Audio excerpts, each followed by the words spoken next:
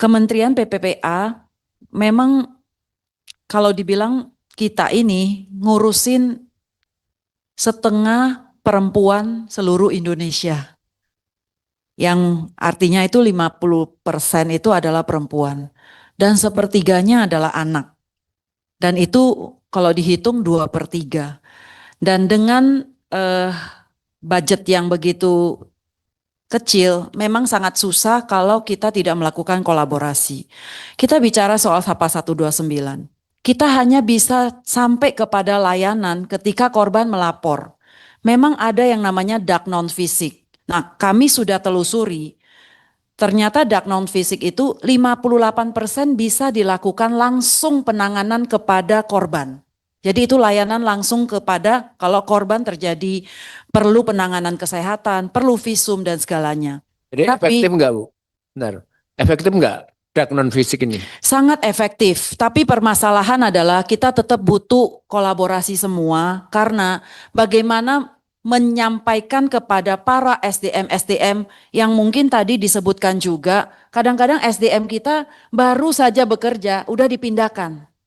Jadi ketika kita monitoring, melatih bagaimana cara memakai dak non fisik ini, mungkin udah berubah lagi. Jadi 58% bisa memakai pada penanganan kasus, 25% bisa di dalam pencegahan, dan 17% kita di dalam pengolahan data.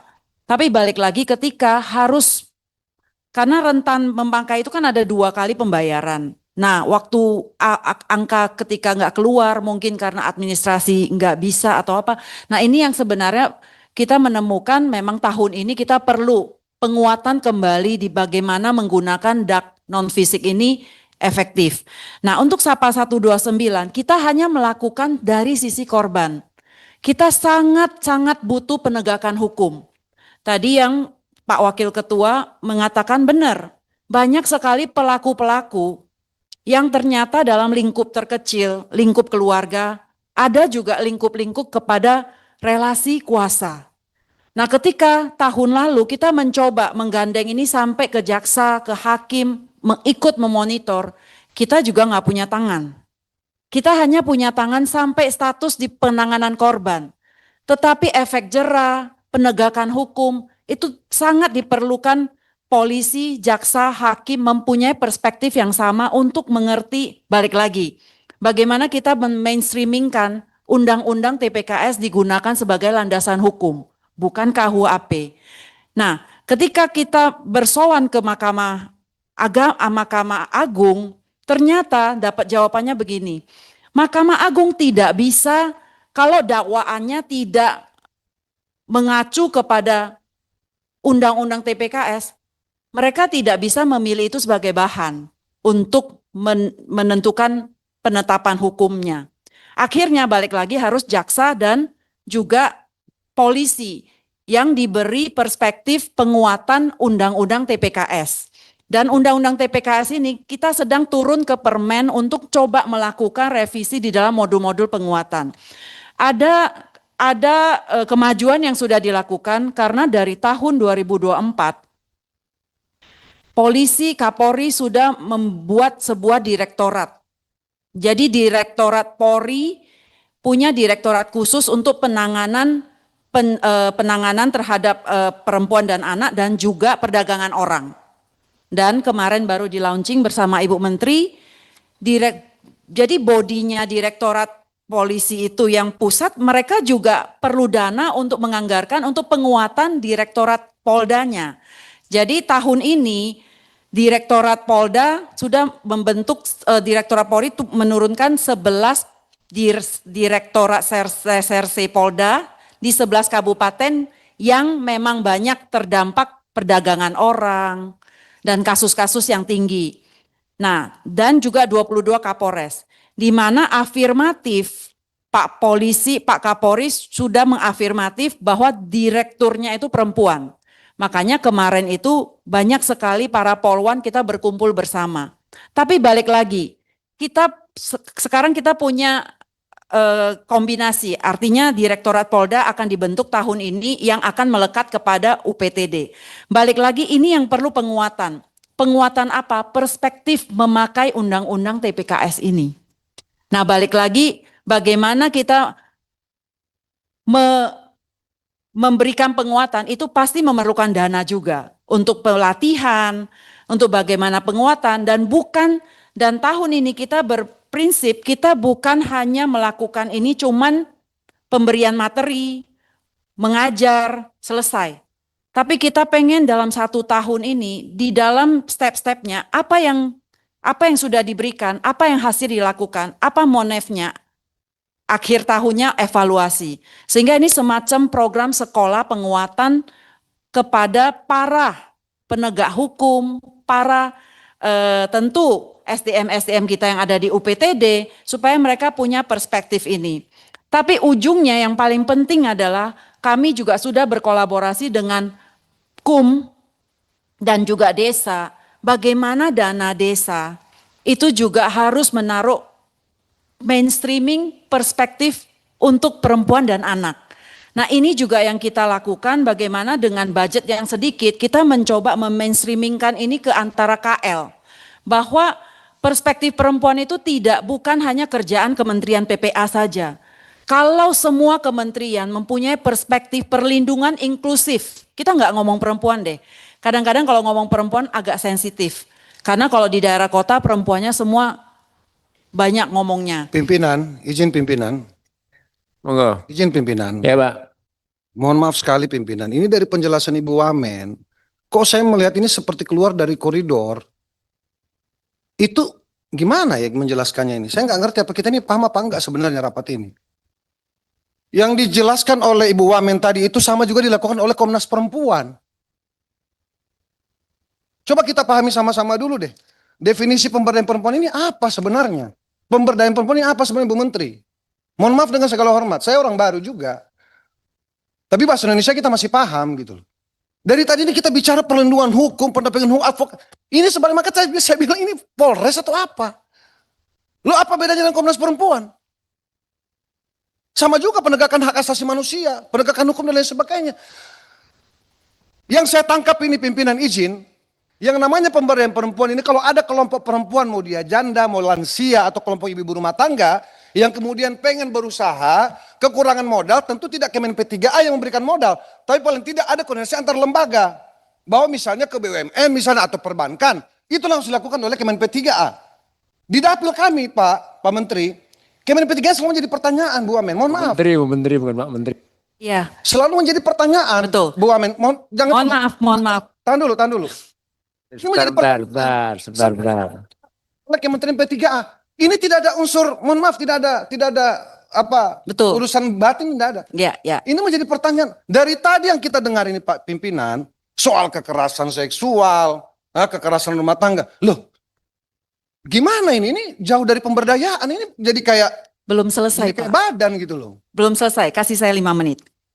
Jadi kita bicara tadi di perlindungan, karena kita kan pemberdayaan dan perlindungan Pak. Jadi saya bicara di sisi perlindungan. Tapi tahun ini kami dari kementerian kami juga sudah mengutarakan kita tidak mau berbicara di perlindungan saja. Kita mau bangun di pemberdayaan. Pimpinan, Makanya- kalau di luar negeri pimpinan, izin pimpinan, kalau di luar negeri Pak, janda-janda pun itu produktif. Lansia itu juga produktif. Kemen P3 tidak bicara itu dari tadi. Mas sabar dulu. Bukan, maksud saya gini Pak Pimpinan izin. Supaya kita ini rapat ini arahnya jelas. Kita ini masih banyak loh, di Jakarta khususnya Pak. Banyak ini kita punya lansia-lansia tidak diproduktif Pak. Kemen P3 juga jarang sentuh kok itu. Kita bisa lihat datanya sama-sama kok. Saya kan ajak Bu Wamen waktu itu. Bu Wamen ayo dong kapan kita turun sama-sama. Kita lihat kacamata Bu Wamen yang mana, kacamata saya yang mana. Tentu saya tidak bisa lihat semua. Mungkin ada yang dilakukan oleh Bu Wamen. Tapi kan kita pengen ini searah gitu loh. Dari tadi ini soal hukum terus. Itu sudah ada tugasnya Pak. Sekarang kita kalau ada kekerasan perempuan, Pak Kapolres sudah ada itu Kanit PPA. Enggak usah Kemen P3A yang di situ. Terima kasih pimpinan. Moga Bu, lanjutkan. Terima kasih Pak. Nanti tahun ini kita jalan bareng Pak.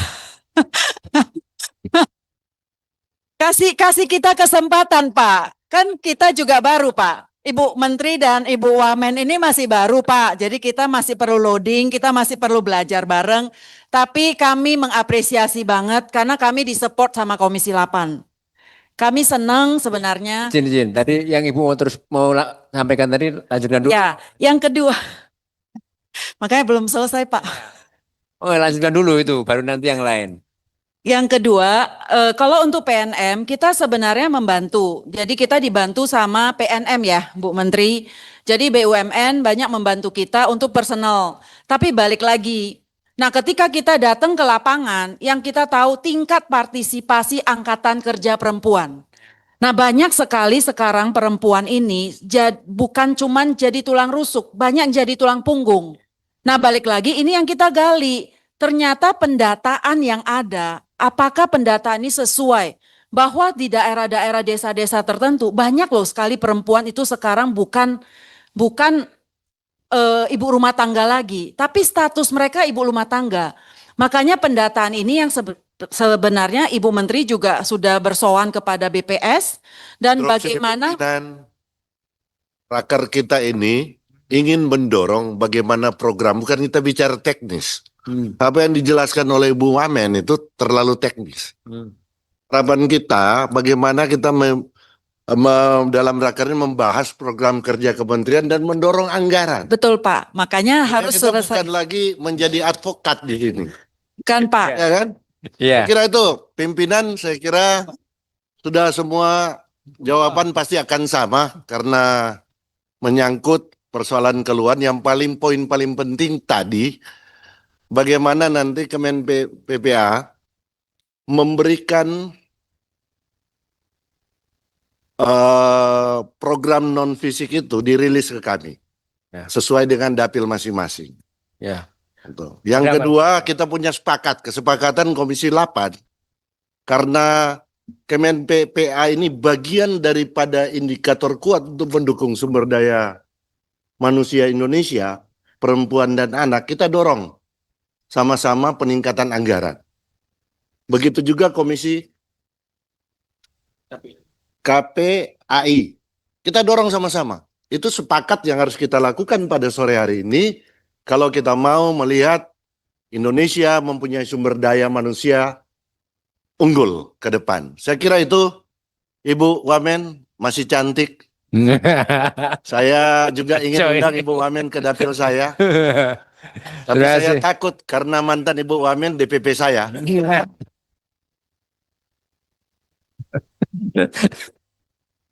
Izin menambahkan sedikit Iya. boleh?